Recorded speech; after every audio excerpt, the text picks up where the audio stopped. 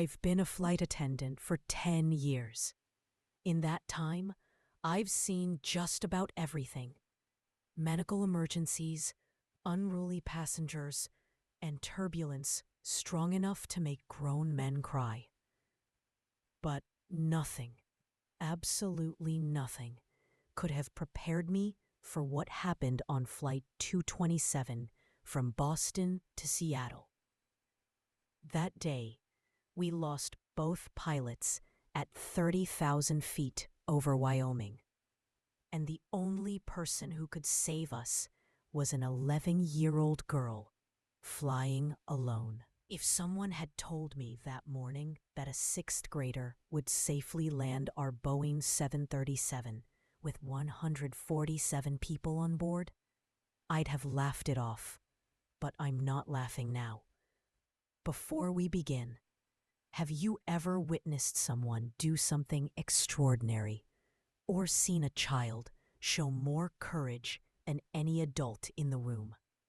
Share your thoughts below. And if you love true stories about unexpected heroes, courage under pressure, and miracles at 30,000 feet, don't forget to subscribe. Now, let me tell you about the most terrifying 5. My name is Carol Jensen, and I've worked as a flight attendant for Alaska Airlines for exactly 10 years, 2 months, and 14 days. I keep track because my daughter always asks when I'll quit and get a normal job. But I love this work. The structure, the order, the procedures that guide us, even when things go wrong. There's always a protocol, until one day there isn't. October 17th, Flight 2127, Boston Logan to Seattle Tacoma International. I arrived at the gate at 9:15 a.m. The Boeing 737 was already boarding. I performed my usual checks: emergency equipment, seat belts, overhead bins. Captain James Wright was in the cockpit. 48 years old, 2 decades with the airline, known for being calm and steady. "Morning, Carol," he said without looking up from his checklist. "Morning, Captain. How's it looking?" Clear skies all the way to Seattle. Smooth flight. His first officer, Joshua Newman, was younger, mid-30s, fairly new but capable. He smiled. "Should be a famous last words." Boarding finished at 9:45. We had 147 passengers, a full flight for a Tuesday morning. I made my rounds, checking seatbelts and reminding people to switch off their devices. Routine. That's when I noticed her. Seat 14C, window seat. A young girl, maybe 10 or 11, traveling alone. She had an unaccompanied minor tag on her backpack. I knelt beside her seat. "Hi there. What's your name?" "Flora," she said. Dark hair pulled back. Curious brown eyes, calm, mature for her age. "Flora, I'm Carol. I'll be looking after you today, okay? Is this your first time flying alone?" "No, I fly alone a lot. I was visiting my grandparents in Boston. Now I'm going home to Seattle." "Well, if you need anything at all, just press this button here. I'll check on you every hour. Sound good?" "Yes, ma'am. Thank you." Polite, composed, not nervous like most kids her age. I made a note of her seat number and moved on. We over the intercom, smooth and confident. "Good morning, folks. This is Captain Wright from the flight deck. We've been cleared for takeoff. Flight time today is approximately 5 hours and 15 minutes. Weather looks great all the way to Seattle. We'll be cruising at 35,000 feet.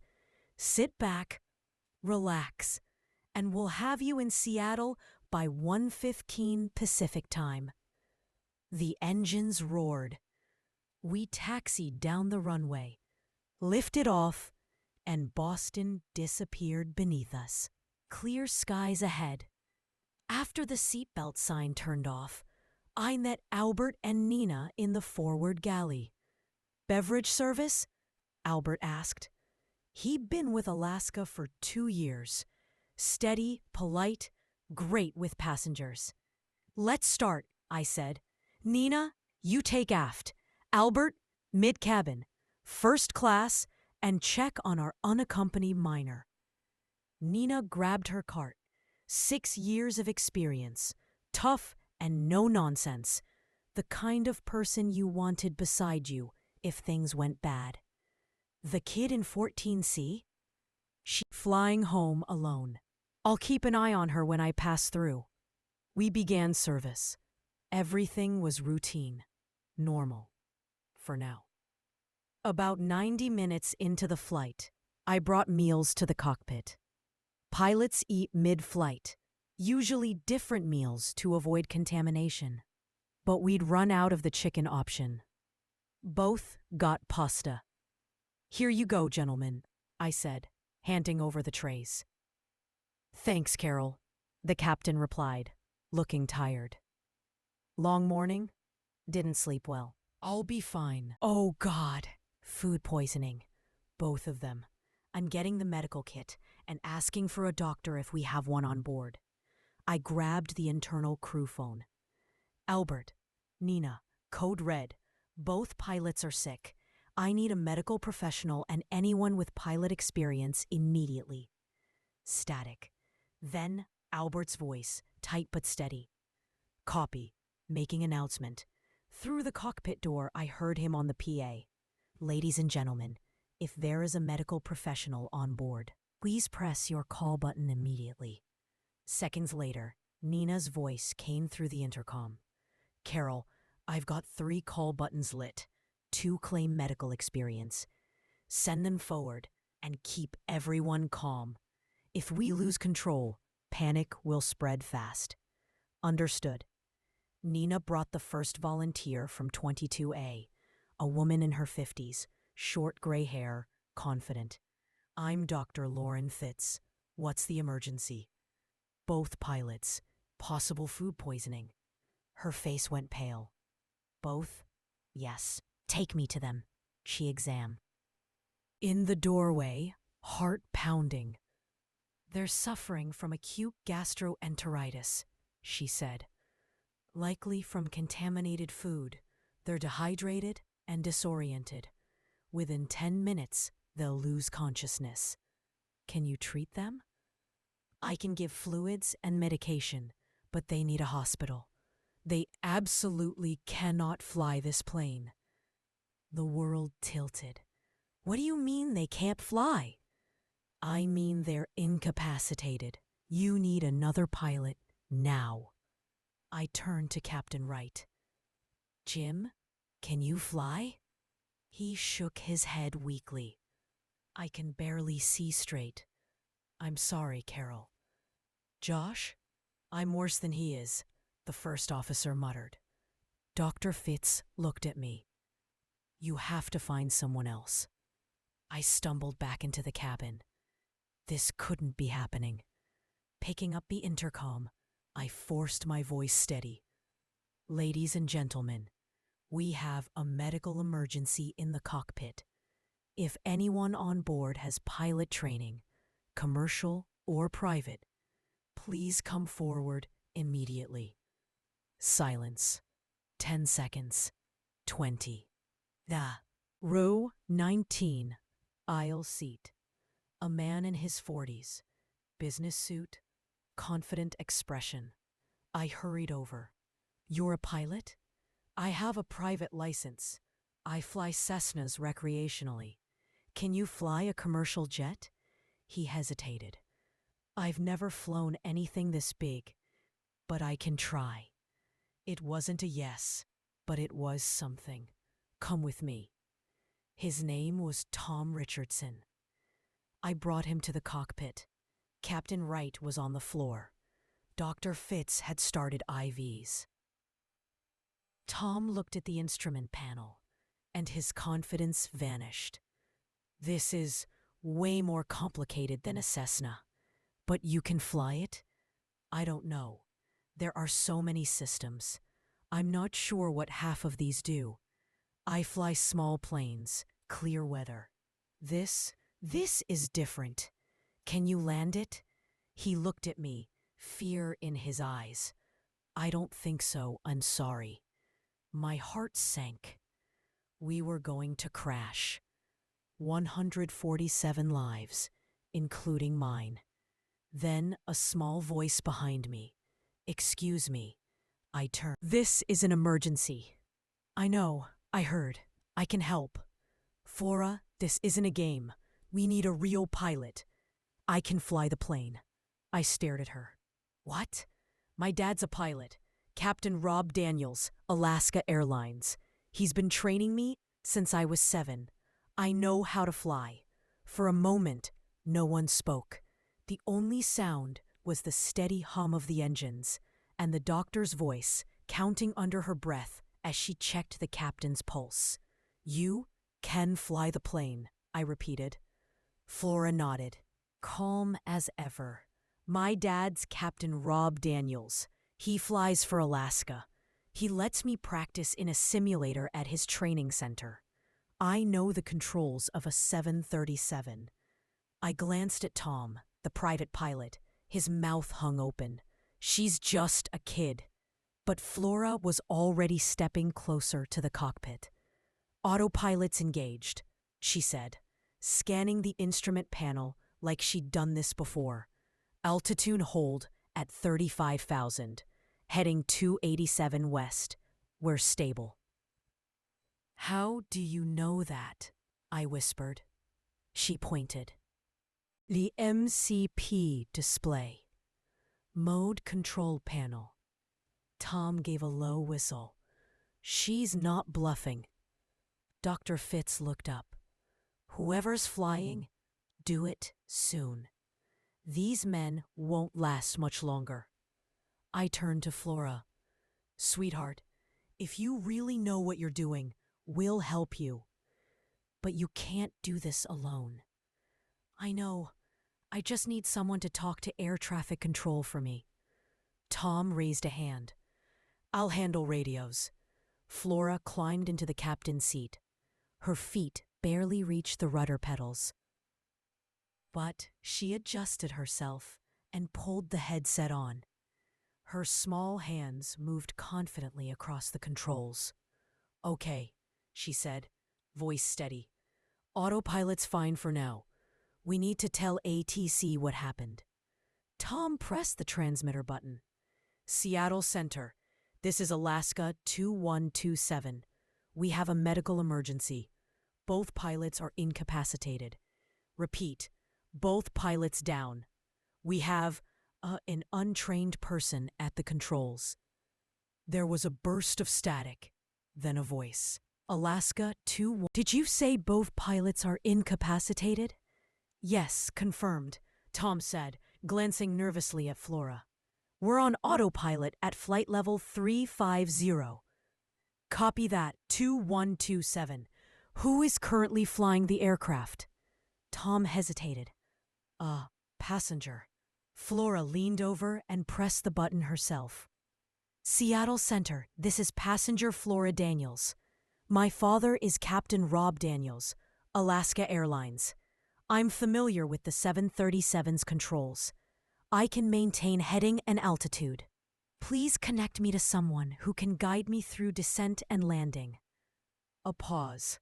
Then, stand by, 2127. I looked at Tom. He looked at me. We were both frozen. Kid's got nerves of steel, he murmured. Within seconds, a new voice came through the radio. Firm, calm, professional. Alaska 2127, this is Captain Harris, Chief Flight Instructor, Boeing Field, Seattle. We've been briefed. We're going to talk you down, one step at a time. You're doing great, kiddo. Flora X at 35,000. Fuel levels good. Copy that, 2127. Confirm autopilot engaged. Engaged, she said. Heading 287.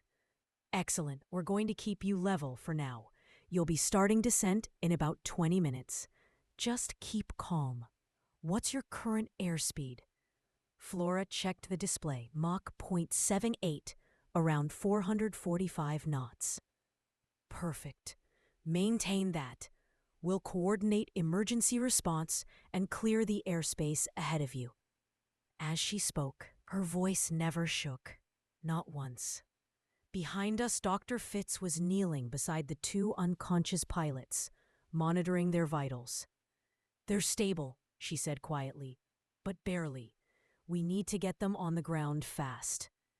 Flora nodded. We will. I placed a hand on her shoulder.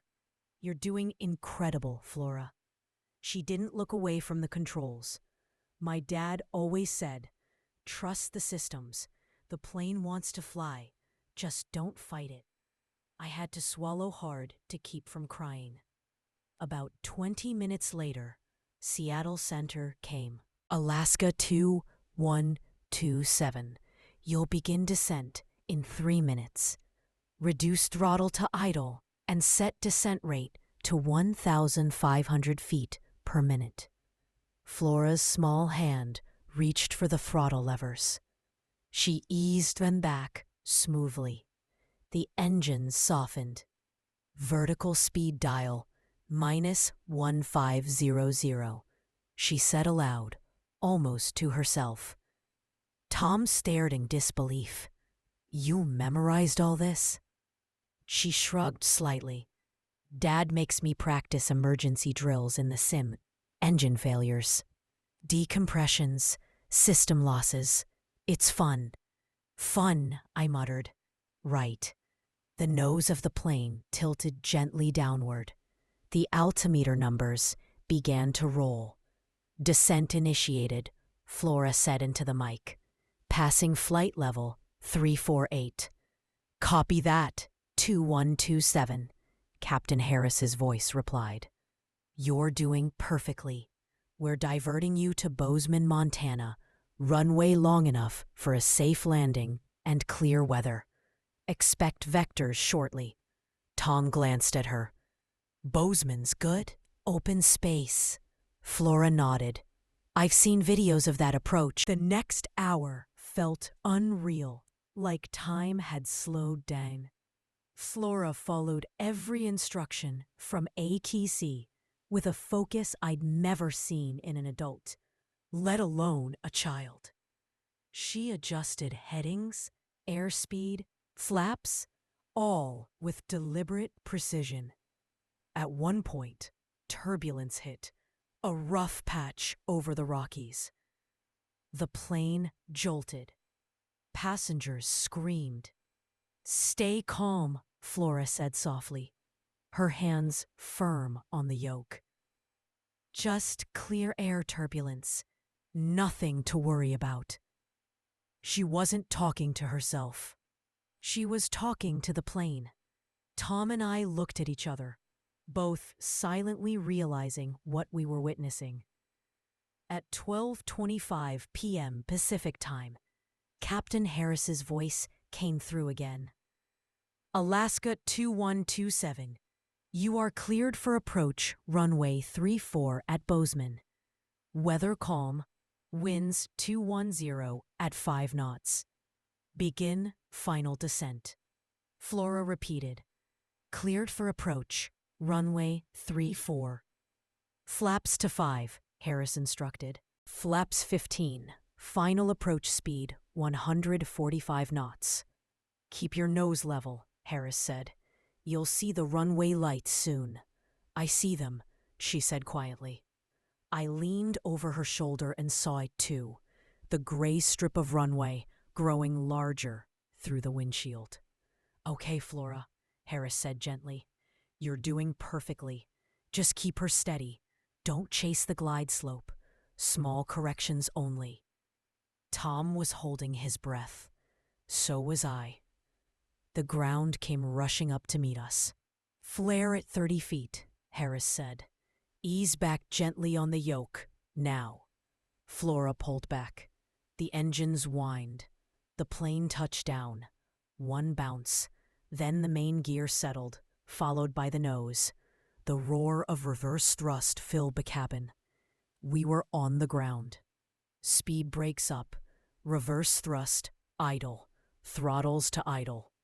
Flora's voice was calm, almost detached. Then she exhaled and turned to me. We did it.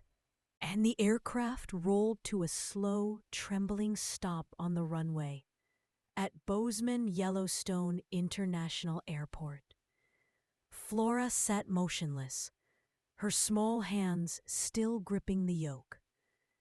Her voice was barely a whisper. Auto brake disengaged. Flaps up. Tom leaned back, stunned. Holy hell, she actually did it.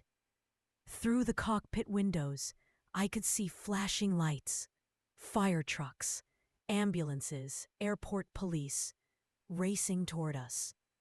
Alaska 2127, you are safely on the ground, came Captain Harris's voice over the radio. We need to get the pilots out first.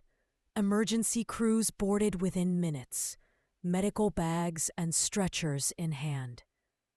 Everyone stay seated, I told the passengers over the intercom. Help is on the way. Remain calm until we're cleared to disembark. When I stepped back into the cabin, it was absolute silence for a moment. Then thunderous applause. People were crying, hugging, cheering. A man in 10D shouted, "Where's the pilot?" I pointed toward the cockpit. "She's 11." The crowd gasped. Then another wave of applause broke out, louder than before. Flora came out, looking shy and small again, as if all the strength she'd borrowed from the universe had suddenly left her. Passengers reached out to touch her hand, to thank her, to just see the child who had done the impossible. Someone started chanting, "Flora, Flora," and soon the entire cabin joined in. Paramedics carried both pilots out on stretchers. Dr. Fitz followed them down the jet bridge, exhausted but composed. "They're stable," she told me. "Both will make it. Severe dehydration, but they'll recover." By now, the terminal was swarming with reporters. We were escorted into a private conference room while investigators and airline officials took statements. The FAA, NTSB, and Alaska Airlines reps all looked equally stunned. "So you're telling us," one of them said slowly, "that this child landed a Boeing 737 after both pilots went unconscious?" Tom nodded. "She didn't just land it. She flew a full descent, final approach, and flare sequence, like she'd done it 100 times. Flora sat beside me, sipping apple juice like it was just another Tuesday. An airline rep knelt beside her. "Flora, sweetheart, can you tell us how you learned to do all this?"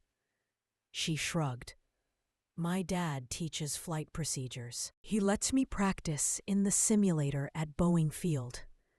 He says the secret is to trust the systems." "He was right," the rep murmured. They brought in her mother on a video call from Seattle. The woman was crying, shaking, barely able to speak. "Flora, are you okay?" "I'm fine, Mom," Flora said. "Everyone's fine. The plane's okay too." Her mom covered her mouth, sobbing. "Oh my God, baby." Even the investigators couldn't hide their emotions. Hours later, after statements and medical checks, I stepped outside the terminal. The sun was setting over the Montana mountains. Flora and her mother were reunited on the tarmac. Her mom dropped to her knees, clutching her daughter. That's when I finally let myself cry. Tom stood next to me, still dazed. "You ever think you'd see something like that?" "Not in a million years," I said. "She's going to be a legend." He nodded. "She already is." The next day, the story was everywhere. 11-year-old girl lands jet after pilot's call. Child hero saves 147 lives. Every news network ran the footage. The airline released the cockpit recordings. Flora's calm, measured voice filled the airwaves. Autopilot engaged. Heading 287, requesting vectors for approach. She was invited to the White House, featured on national TV, and offered a lifetime flight scholarship. But what stuck with me most wasn't the fame. It was what she said when a reporter asked how she stayed so calm. She smiled shyly and said, "My dad always told me that airplanes don't panic. People do. So I decided not to be the problem. I still fly today, same airline, same uniform. But every time I step onto a 737, I glance at the cockpit door and think of that morning over Wyoming and the little girl who saved us all. Sometimes on clear days, I imagine she's out there somewhere in the sky, maybe in training, maybe in command of her own aircraft. Her hands steady on the controls, whispering her father's words again. Trust the sigh. The plane wants to fly. By sunrise the next morning, the world already knew her name. Flora Daniels, age 11, had done what most adults couldn't even imagine. News helicopters circled over Bozeman. Reporters crowded every terminal window. Every passenger had a story to tell, and every network wanted an interview. But for all the chaos, Flora stayed quiet. While the adults were busy talking, she was sitting cross-legged in an airport lounge, eating cereal and watching the sunrise. When I approached her, she smiled. "Hi, Miss Carol." "Morning, hero," I said softly. "I don't feel like one," she said. "I just did what Dad taught me." "You did a little more than that," she shrugged. "I just didn't want anyone to be scared." There was something about her calm that still unsettled me. It wasn't denial or shock. It was focus. The same quiet discipline she'd had in the cockpit. Around 9 a.m., Alaska Airlines flew in Captain Rob Daniels, Flora's father. He stepped off, jet still in his uniform, face pale and eyes glassy from no sleep. When he saw her, the professional mask broke completely. He ran across the hangar and dropped to his knees, pulling her into his arms. "My God, Flora, are you okay? Did they hurt you? Are you—" She hugged him hard. "I'm fine, Dad. Everyone's fine. You taught me well." He pulled back, looking at her, disbelieving. "You flew a 737 by your—" But I never thought I'd see my own daughter handle an emergency like that. She did exactly what we trained for. Checklist discipline, communication, trust in automation. She didn't freeze. She didn't panic. She did everything right. Reporters shouted questions. "Flora, were you scared? What went through your mind when you took the controls? Did you ever think you might not make it?" Flora sat up straight, legs dangling off the chair. "I was scared," she said honestly. "But Dad always says, fear is a passenger. You just don't give it the controls." So I told myself I'd worry later. The room went completely silent. Someone muttered, "That's going to be in textbooks." The FAA investigation later confirmed that the pilots had suffered acute food poisoning from improperly stored in-flight meals. Both recovered fully within a week. Alaska Airlines immediately revised its catering policies and flight deck procedures.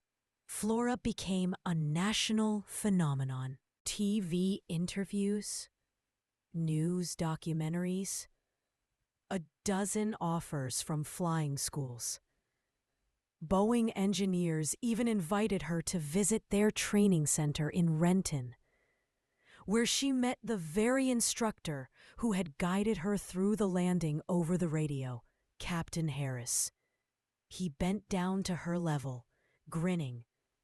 "You made my career yesterday, kid." She smiled. "I just did what you told me." When the excitement finally faded and the headlines moved on, I visited Seattle on a layover and stopped by their home. Their living room was filled with model airplanes, flight charts, and a framed photo of Flora in the captain's seat, headset slightly too big, smiling shyly for the camera. Captain Daniels poured coffee and said quietly, "You know what she asked me the night after it happened?" "What?" She said, "Dad, am I allowed to like flying even after that?" My heart twisted. What did you tell her? I told her the truth, that courage isn't about not being afraid. It's about flying anyway. Flora went back to school 2 weeks later. Her classmates treated her like a celebrity, but she didn't brag. She turned down interviews, refused sponsorships, and asked that her reward be turned into a scholarship fund for other young aviation students. She still came by the airport sometimes, tagging along when her father had simulator duty. I saw her once, sitting in the left seat again, running through pre-flight checks from memory. "Ready for pushback?" she said in that same calm tone. Captain Daniels chuckled. "Maybe one day, kiddo, maybe one day." It's been 6 years since that day. 6 years since a clear October morning turned into the most extraordinary flight of my career. A lot has changed since then. Alaska Airlines overhauled its emergency procedures. All crew members now receive advanced cockpit familiarization training. Each flight carries backup meals for pilots from separate batches. Every change, every new rule.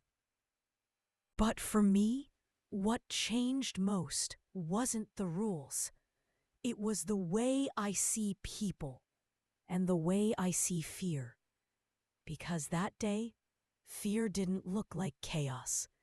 It looked like an 11-year-old girl walking calmly into the cockpit, saying, "I can help." I saw Flora again just last spring. I was working a routine Seattle-Anchorage flight when the gate agent stopped me mid-checklist. "Hey, Carol," he said, "there's someone here who wants to say hi." I turned, and there she was, taller now, 17, confident, wearing a light blue flight school uniform. "Hi, Miss Carol," she said, smiling. "Remember me?" I laughed. "Like I could forget." She grinned. "I'm in the cadet program now. Soloed last month. Planning to apply to Alaska in a few years." I looked at her. The same calm eyes, the same quiet focus, and felt something swell in my chest. "Your dad must be proud." "He is," she said softly. "He still keeps the newspaper from that day framed in his office." Then she added, "I'm sorry, I can't assist with that request." I think that flight taught me something too. What's that? That when things fall apart, you don't need to be fearless. You just have to be steady long enough to help someone else breathe. I had to look away for a second. The terminal lights blurred a little. Later that night, during the flight, I looked out the window. The stars stretched over the wing like spilled diamonds. Somewhere out there, another generation of pilots was learning to fly. Maybe watching Flora's story in training videos. Maybe memorizing her radio calls word for word. And I realized something. The sky remembers. It holds every moment of courage that ever happened within it. From the first Wright brothers flight to a little girl with a headset too big for her head, guiding a Boeing safely to the ground. The sky keeps all of it. So when turbulence shakes the cabin, or a passenger grips the armrest too tight, I tell them what Flora taught me. Airplanes don't panic. People do. So breathe and trust the systems. Because somewhere up there, courage still flies. Calm, steady, and 11 years old forever. Thanks for watching.